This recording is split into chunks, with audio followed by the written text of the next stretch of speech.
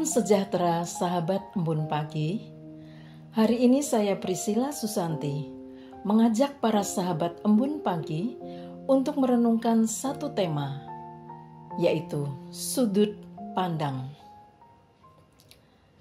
Saudara, ada cerita tentang seorang pria tua yang suatu hari di jalan menemukan sebuah koin.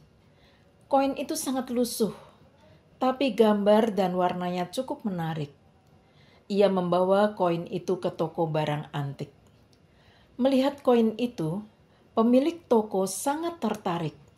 Lalu ia menawarkan untuk menukar koin itu dengan sebuah jam tangan bermerek. Pria itu setuju. Di tengah jalan ia bertemu dengan temannya yang melihat jam tangan yang dipakainya. Temannya tertarik dan mau membelinya dengan harga yang sangat tinggi. Pria itu setuju, dan ia menerima sejumlah besar uang. Dengan hati yang gembira ia berjalan pulang. Tetapi di tengah jalan, ia dicegat para preman dan merampas semua uangnya.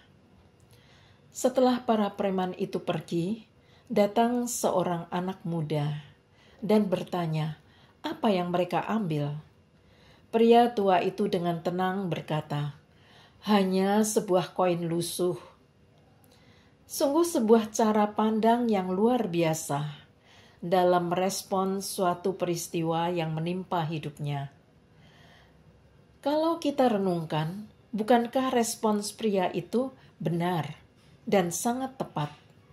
Bukankah sebenarnya ia tidak kehilangan apa-apa? Mengapa harus bersedih dan kecewa? Saudara, bukankah cerita itu mirip dengan Ayub yang lahir tidak membawa apa-apa ke dunia ini? Setelah ia kaya raya dan punya 10 anak, suatu hari semuanya lenyap dalam satu hari. Ia merespons dengan berkata, dengan telanjang aku keluar dari kandungan ibuku. Dengan telanjang juga aku akan kembali ke dalamnya. Tuhan yang memberi, Tuhan yang mengambil. Terpujilah nama Tuhan. Sahabat Embun Pagi, cara kita memandang satu masalah akan mempengaruhi tindakan kita merespons masalah tersebut.